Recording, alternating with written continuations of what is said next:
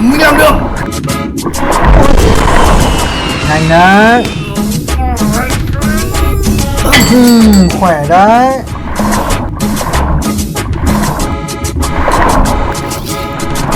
Dáng dấp đi được phết nhỉ.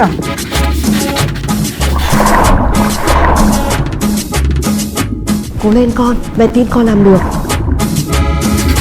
Ôi chết rồi. Sao nó làm được? Chưa.